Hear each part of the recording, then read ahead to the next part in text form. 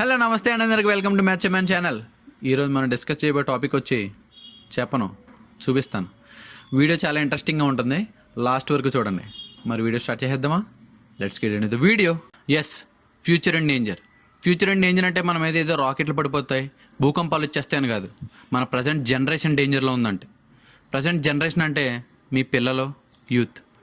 నేను ఈ వీడియో చేయడానికి మెయిన్ రీజన్ ఏంటంటే, మనం రోడ్డు మీద చాలామందిని చూస్తున్నాం. పిల్లల్ని సిగరెట్ కాలుస్తున్నారు, మందు కొడుతున్నారు, అలాగే ఈ మధ్యన ఫ్యాషన్గా గంజాయి కూడా తీసుకుంటున్నారు.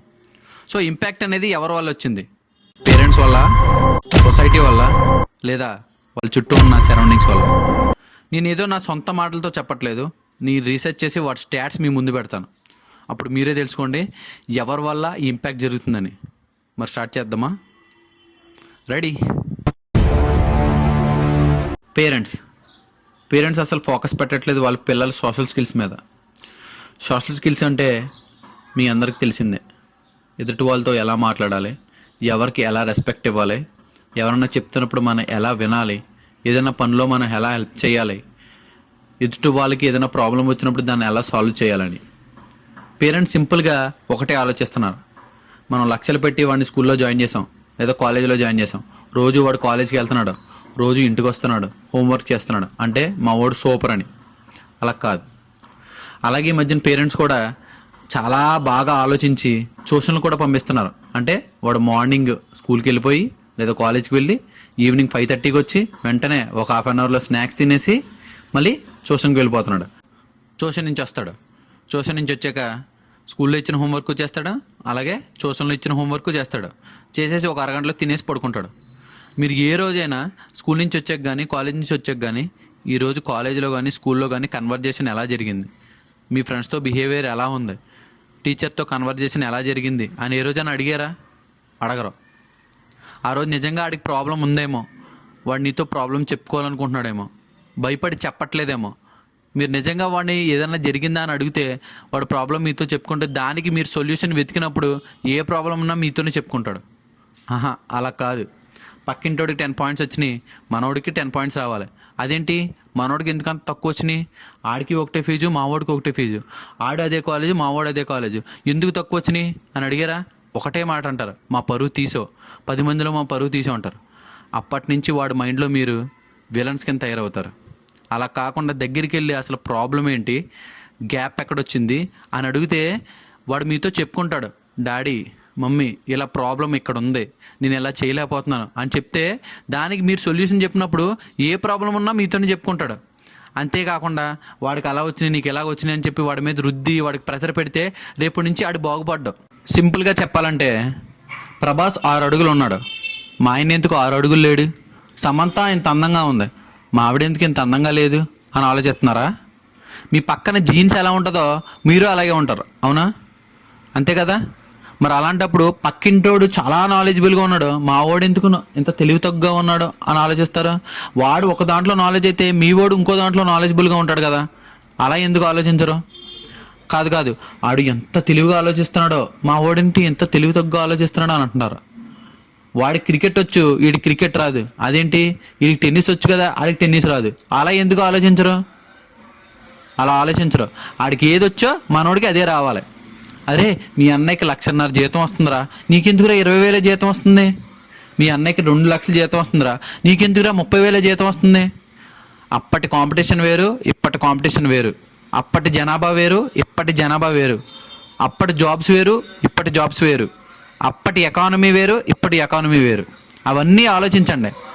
ఆలోచించి వాడిని బెటర్గా ఎలా తయారు చేయాలో మీరు సొల్యూషన్ చెప్పండి. అంతేగాని నువ్వు వేస్ట్రా, నువ్వు ఎందుకు పనికిరావురా అని అనకండి.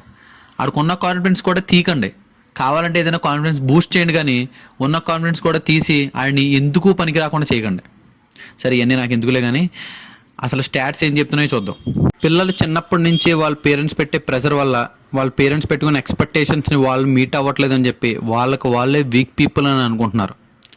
ప్రజెంట్ జనరేషన్లో పేరెంట్స్ అందరూ ఎలాగున్నారంటే, మా వాడు డాక్టర్ అవ్వాలి, మా వాడు ఇంజనీర్ అవ్వాలి, మా వాడు గవర్నమెంట్ జాబ్ కొట్టాలి, లేదా మా వాడు సెంట్రల్ గవర్నమెంట్ జాబ్ కొట్టాలి అని అనుకుంటున్నారు. నిజంగా పిల్లలకి వాళ్ళ కెరియర్ని చూస్ చేసుకునే ఫ్రీడమ్ ఉందా లేదా? వాళ్ళ కెరియర్ని చూస్ చేసుకునే ఫ్రీడమ్ ఉండాలి అంటే పేరెంట్స్ ఏం అవాయిడ్ చేయాలి?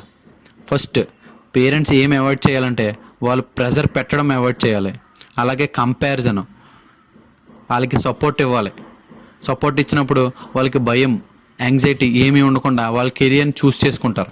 అంటే వాళ్ళ చుట్టూ పాజిటివ్ అవేర్నెస్ అనేది, వాళ్ళకి పాజిటివ్ పాత్ అనేది వాళ్ళకి ఇవ్వాలి. అప్పుడే వాళ్ళ కెరియర్ని చాలా ధైర్యంగా చూస్ చేసుకుంటారు. ఇప్పుడు వాళ్ళ చుట్టుపక్కల ఉన్న సరౌండింగ్స్ వాళ్ళని ఎలా ఇంపాక్ట్ చేస్తాయో ఇప్పుడు చూద్దాం. ఫర్ సపోజ్ వాడి ఫ్రెండ్కి సిగరెట్ తాగే అలవాటు ఉందనుకో, వీడు సిగరెట్ తాగుతాడు. ఆడు మందు కొడతాడు అనుకో, ఈడు మందు కొడతాడు. ఆడు గంజాయి కొట్టాడు అనుకో, ఈడు గంజాయి కొడతాడు. అలాగే కొంతమంది ఫాదర్స్ రోజు ఇంటికి తాగేసి వస్తారు, కొంతమంది అప్పుడప్పుడు తాగుతారు. తాగేసి వచ్చినప్పుడు మామూలుగా పడుకోకుండా ఇంట్లో ఆ రోజు ఓల్డ్ వార్ జరుగుతుంది అనమాట. ఎలా అంటే వాళ్ళ అమ్మకే వాళ్ళ ఫాదర్కే పెద్ద గొడవ జరుగుతుంది. గొడవ జరిగి గట్టి గట్టిగా బూతులు మాట్లాడుకుంటారు, గట్టి గట్టిగా ఏదేదో మాట్లాడుకుంటూ ఉంటారు. అప్పుడు వీడికి కోపం వస్తూ ఉంటుంది, ఏం చేయాలో తెలియదు. వీళ్ళు మాట్లాడుకునే మాటలన్నీ వింటూ ఉంటాడు. మన వాళ్ళు పాతలో ఓ సామెత ఉంది ఏంటంటే, చెవిలో ఎప్పుడు కూడా చెడు చెప్పాలి, మంచి ఎప్పుడు కూడా గట్టిగా చెప్పాలి. మన వాళ్ళు వయసు వెర్స, మంచి ఎప్పుడు చెవిలో చెప్తారు, చెడు ఎప్పుడు గట్టిగా చెప్తారు. అవన్నీ విని వాళ్ళ ఫ్రెండ్స్ మీద యూజ్ చేస్తాడు. అలాగే ఫ్రెండ్స్కి కొంతమందికి లవర్స్ ఉంటుంది. లవర్ ఉన్నప్పుడు వాళ్ళందరికీ లవర్ ఉంది, నాకు లవర్ లేదేంటా అని ఆలోచిస్తాడు. ఆలోచించినప్పుడు ఏం చేస్తాడు, ఈడు ఒక దాన్ని సెట్ చేసుకుంటాడు. అలాగే ఒక అమ్మాయి నడుచుకుంటూ వెళ్తూ ఉంటుంది, వాడు వెనకతలో ఒక అబ్బాయి పడుతూ ఉంటాడు. పడినప్పుడు ఆడు ప్రపోజ్ చేస్తాడు. ఈ అమ్మాయి ఇష్టం లేదని చెప్తుంది. చెప్పినప్పుడు ఏమవుతుంది, వాళ్ళ పక్కన ఉన్న ఫ్రెండ్స్ వాళ్ళు లవ్ చెయ్యి, వాడు మంచోడే అని చెప్తారు. అది నిజమో కాదో అది వేరే విషయం, కానీ అందరు ఫ్రెండ్స్ అలా చెప్పరు, కొంతమంది చెప్తారు. చెప్పినప్పుడు ఏమవుద్ది, ఈ అమ్మాయి ఇంటికి వెళ్ళి ఆలోచిస్తుంది. ఆలోచించి ఏం చేస్తుంది, నిజమేనేమో అని ఆలోచించి అమ్మాయి లవ్ చేస్తుంది. ఇక్కడ కూడా బ్యాడ్గా ఇన్ఫ్లుయెన్స్ అవుద్ది. అంటే చుట్టుపక్కల ఏ ఎన్విరాన్మెంట్ అయితే జరుగుద్దో ఆ ఎన్విరాన్మెంట్ మాత్రమే వాడి మైండ్లో ఫీడ్ అవుతుంది. పాజిటివ్ ఫీడ్ అయిందనుకో పాజిటివే, నెగిటివ్ ఫీడ్ అయిందనుకో నెగిటివే. అంటే వాడి చుట్టుపక్కల పాజిటివ్ ఉన్నా సరే ఫాస్ట్గా కనెక్ట్ అవ్వడు, కానీ అదే నెగిటివ్ ఉందనుకో చాలా ఫాస్ట్గా కనెక్ట్ అవుతాడు. సో ఆ పాజిటివిటీ అనేది మనం ఇంటి నుంచే తీసుకురావాలి. అంటే మన చుట్టుపక్కలలో పాజిటివిటీ ఉందనుకో, వాడు పాజిటివ్ వైబ్స్ నడుస్తూ ఉన్నప్పుడు నెగిటివ్ ఉన్నా సరే ఆ పాజిటివ్నే ఆలోచిస్తూ ఉన్నప్పుడు ఆ నెగిటివిటీ అనేది కొద్దిగా రెడ్యూస్ అవుద్ది. మొత్తం రెడ్యూస్ అవుద్ది అని చెప్పలేము, కొద్దిగా రెడ్యూస్ అవుద్ది. అలా రోజు మనం పాజిటివ్గా ఆలోచిస్తూ ఉన్నప్పుడు వాడికి నెగిటివిటీ అనేది వెళ్ళదు, బ్యాడ్గా ఇన్ఫ్లుయెన్స్ అవ్వడం. సో బ్యాడ్గా ఇన్ఫ్లుయెన్స్ అవ్వడానికి ఛాన్సెస్ ఉన్నప్పుడు ఈ పాజిటివిటీ అనేది మనం మాట్లాడుకుంటే ఆ ఇంపాక్ట్ అనేది తగ్గుతుంది. సో అందుకని మనం మాట్లాడేది ఏదైనా సరే పాజిటివ్గా మాట్లాడి మంచిగా మాట్లాడితే వాడు అదే ఆలోచిస్తాడు. మనం ఏదైతే మాట్లాడతామో వాడు అదే ఆలోచిస్తాడు, మనం ఏదైతే చేస్తామో వాడు అదే చేస్తాడు. సో అందుకని ఇంట్లో నుంచే పాజిటివ్గా మంచిగా మాట్లాడితే వాడు కూడా మంచిగా వెళ్తాడు, మంచిగా మాట్లాడతాడు. మీరు పెట్టే ప్రెషర్ వాడికి మైండ్లో ఫీడ్ అయిందనుకో, వాడికి కొద్దిపాటి ఆనందం కోసం మందు తాగుతాడు, సిగరెట్ కాలుస్తాడు, గంజాయి కూడా కొడతాడు. మీరు ఏదైతే పెడతారో వాడికి అదే జరుగుతుంది, మీరు ఏదైతే మాట్లాడతారో వాడికి అదే జరుగుతుంది. మీరు ప్రతిసారి వేస్ట్ అంటే ఆడ మైండ్లో ఫీడ్ అయ్యి ఏం చేయాలో తెలియక కొద్దిపాటి ఆనందం అంటే ఆ మత్తు కోసం వాడు దాని దగ్గరికి వెళ్ళి బ్యాడ్గా ఇన్ఫ్లుయెన్స్ అవుతాడు. వాడి ఫ్రెండ్స్కి కూడా అలాగ అలవాటు అయిపోద్ది. వాళ్ళ ఫ్రెండ్స్కి ఈడైనా కారణం అయి ఉండొచ్చు, వాళ్ళ ఫ్రెండ్స్ ఈడికైనా కారణం అయి ఉండొచ్చు, కానీ ఆ చుట్టుపక్కల ఎన్విరాన్మెంట్ అనేది అలాగుంటే ఆడు ఖచ్చితంగా అలాగే ఉంటాడు. సో ఈ చుట్టుపక్కల ఎన్విరాన్మెంట్ అనేది మనం బ్యాడ్గా ఇన్ఫ్లుయెన్స్ అవ్వకుండా ఉండాలంటే వాడికి పాజిటివ్గా మాట్లాడాలి. దానివల్ల వాడి బ్యాడ్ ఇన్ఫ్లుయెన్స్ అనే ఇంపాక్ట్ అనేది తగ్గుతుంది. సొసైటీ ఇండియాలో కానీ సొసైటీలో కానీ బ్యాడ్ ఇన్ఫ్లుయెన్స్ చాలా పెరిగిపోయింది. మూవీస్ ద్వారా కానీ సోషల్ మీడియా ద్వారా కానీ కంపారిజన్, హై ఎక్స్పెక్టేషన్స్ పెట్టడం వల్ల ప్రజెంట్ యూత్లో స్ట్రెస్, యాంగ్జైటీ అలాగే మెంటల్ హెల్త్ అనేది చాలా పాడైపోతున్నాయి. అలాగే ప్రజెంట్ సొసైటీలో హై సక్సెస్ రేట్ చూడడం వల్ల మన పర్ఫెక్ట్ లైఫ్కి పుష్ చేస్తూ అన్రియలిస్టిక్ ఎక్స్పెక్టేషన్స్తో వాళ్ళకి ప్రెజర్ అనేది ఇవ్వడానికి కారణం అవుతుంది. అంటే ఎదురుగా చూసే సక్సెస్ని చూసి అదే సక్సెస్ అనుకుంటున్నాం. అన్ని సక్సెస్ ఒకలా ఉండవు కదా. ప్రజెంట్ యూత్కి మనం సపోర్ట్ ఇవ్వాలి. అలాగే మెంటల్ హెల్త్ చూడాలి, వాళ్ళ యొక్క స్ట్రెస్ మేనేజ్మెంట్ కూడా చూడాలి. ఫైనల్గా సొసైటీకి చెప్పాలనుకున్నది ఏంటంటే హై ఎక్స్పెక్టేషన్స్ కానీ నెగిటివ్ కంపారిజన్ కానీ పెట్టకుండా సపోర్ట్ అండ్ అవేర్నెస్ పెట్టాలి. ఇప్పుడు మీ ముందు ఒక డేటా పెడతాను, ఒకసారి దాన్ని చూసి చెక్ చేయండి. అసలు మన దేశంలో ఎన్ని సూసైడ్స్ అనేవి జరుగుతున్నాయో ఒకసారి దాన్ని చూస్తే మీకు తెలుస్తుంది.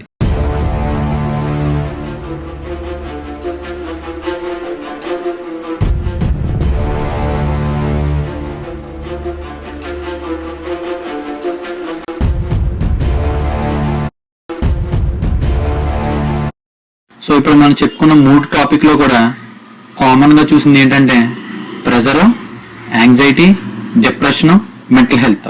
సో ఇవన్నీ కూడా కామన్గా ఉన్నాయి. సో నేను ఫైనల్గా పేరెంట్స్కి ఏం చెప్పాలనుకుంటున్నానంటే, మీ యొక్క పిల్లల గోల్స్కి సపోర్ట్ చేయండి. ప్రెజర్ ఇవ్వకుండా వాళ్ళ యొక్క జర్నీకి ఎంకరేజ్ చేయండి. సొసైటీకి ఏం చెప్దాం అనుకుంటే వాళ్ళకి గైడెన్స్ ఇవ్వండి, పాజిటివ్ ఎన్విరాన్మెంట్ ఇవ్వండి. నెగిటివ్ కంపారిజన్ కాకుండా వాళ్ళ ఇండివిజువల్ పొటెన్షియల్ని రికగ్నైజ్ చేసి వాళ్ళ సెల్ఫ్ బిలీఫ్ని బిల్డ్ చేయండి. సో అందరికీ ఈ వీడియో నచ్చిందని అనుకుంటున్నాను. ఇలాంటి మరిన్ని మంచి వీడియోలతో మీ ముందుకు వస్తాను. అంతవరకు సెలవు.